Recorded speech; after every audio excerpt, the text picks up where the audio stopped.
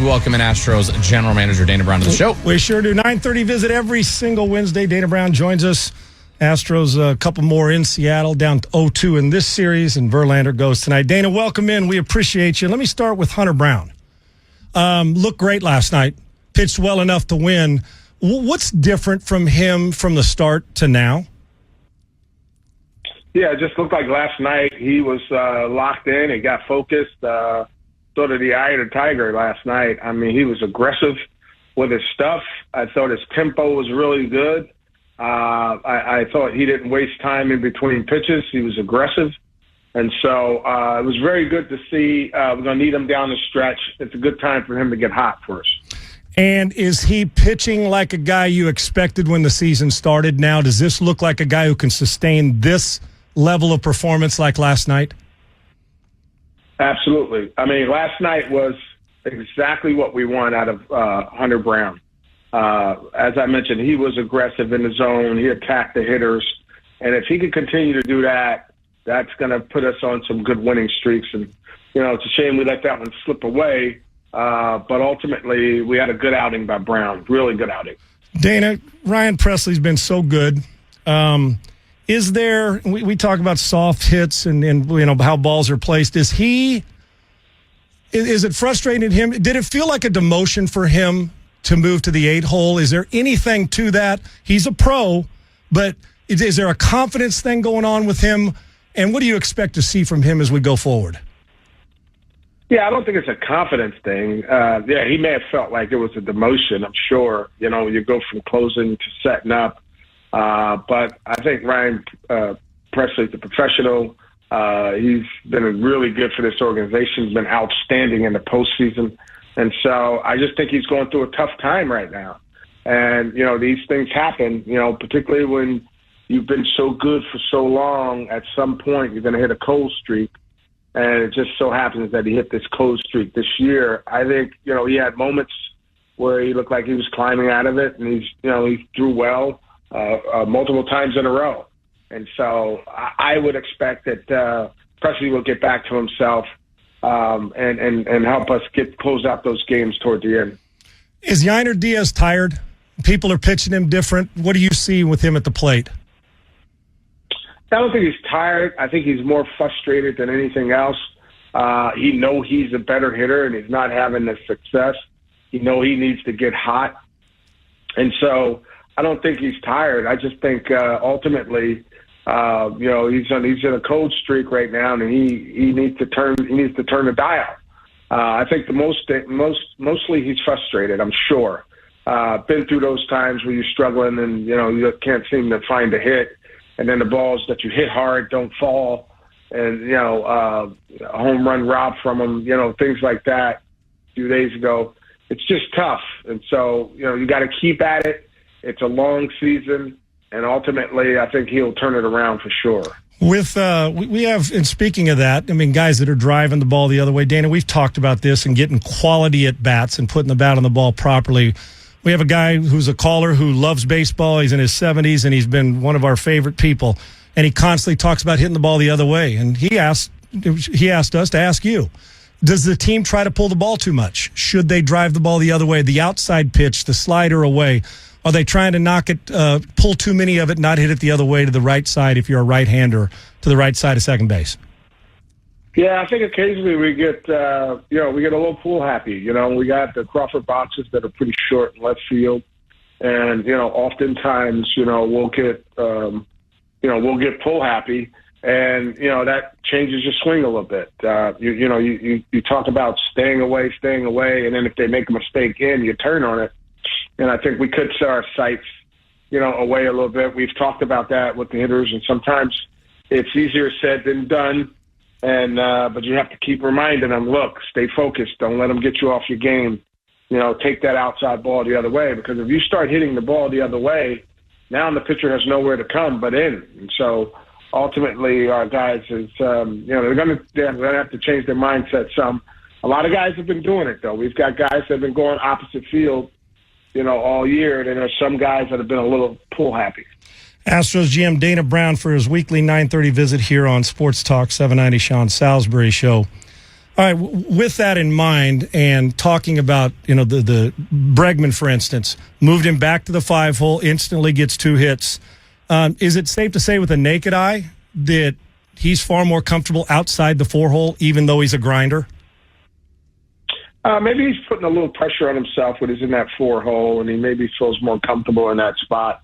That would probably be a Bregman question. But, I see Bregman as this guy who's at the plate. He's grinding at bats every day, day in and day out.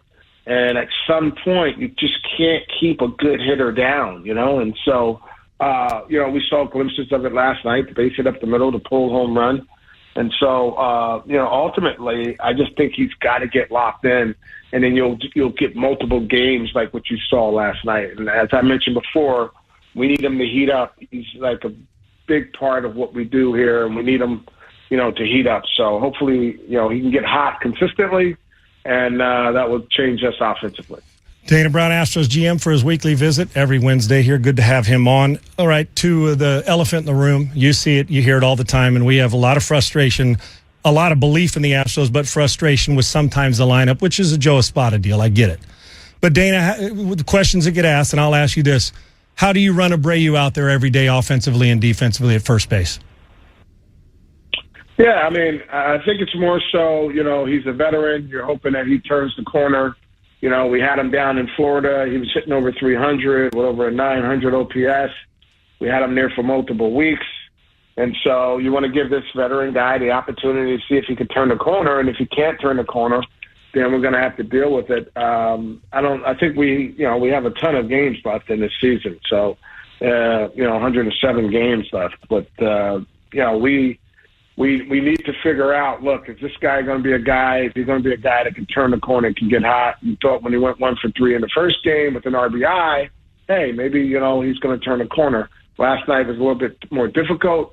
And so it's definitely a Joe Espada question. But, as we move forward, we know that if he doesn't get hot, we're going to have to make a decision. And how far away is that corner, Dana? Can you see it in your vision? Yeah, I could see it. I just don't know how far, how many games you want to go. Ultimately, you may not play him every day. You may give him a day off. Maybe he'll get a day off today. Then you'll bring him back, see what he could do the following day. You have to give him an opportunity to see if he could turn a corner. And, like anything else, if you can't turn a corner, you have to make different decisions. So, Dana, go ahead.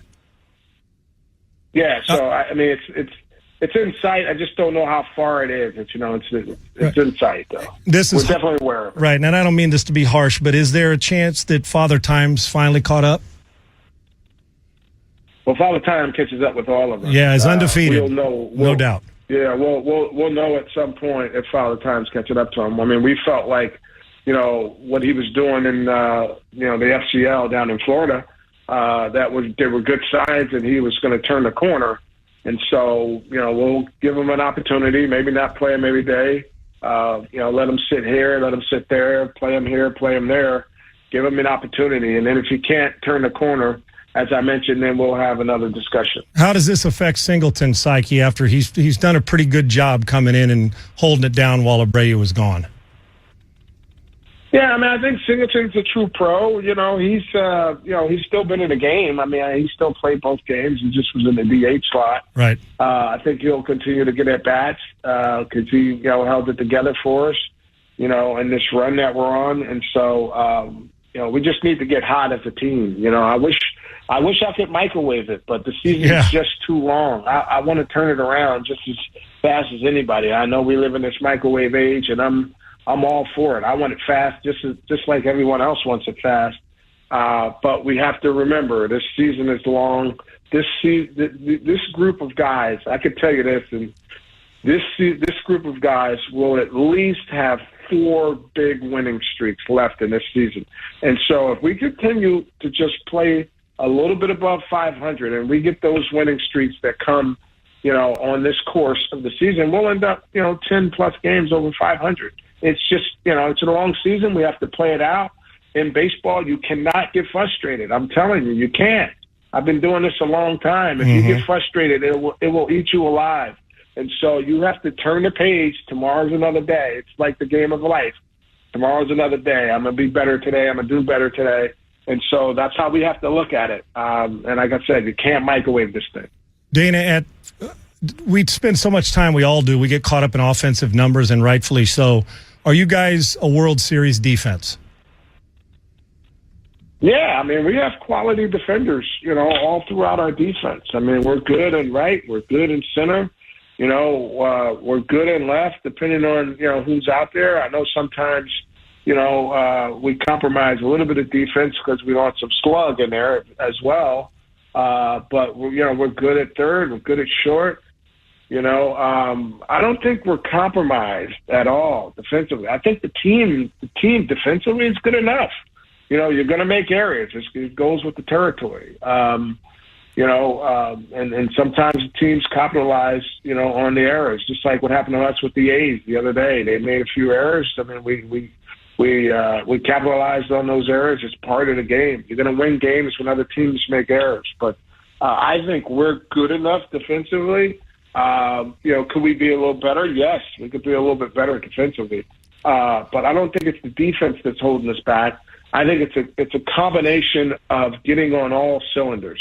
You know what? We're having quality at bats, we're having quality starts, and we're getting quality finish at the back end of the bullpen. When we hit those cylinders that way, I think you'll see the wins start to pile up. That's where it's at. It's all about the quality of bats, quality starts, quality finish at the end. And I think the defense is good enough. All right, to Javier and Urquidy, do you have any updates for us on how severe or lack of severity it is with their injuries? Yeah, I mean, we're getting a couple opinions from our doctors. I think we would know something within 48 hours on both guys. And it's frustrating. We've been battling this injury bug, and but I'm telling you, it's hurting, but it's not breaking us. And so for the people out there who think things are breaking or falling apart, they're not. We're still good enough. Even if these guys, are down for, an extra month or two or whatever it is, we'll find out in the next 48 hours. We're still good enough in the rotation. We have 5 guys right now that are giving us quality starts. I mean, Blanco's been outstanding for us. JV's turned the corner. He's been good. Framber's been better. And you guys saw what Brown is doing, and Arrieta's turned the corner. This team, this pitching staff is good enough. If we have Javier or Urquidy, that's going to make us even better. But ultimately, we're still good. That's not going to break us.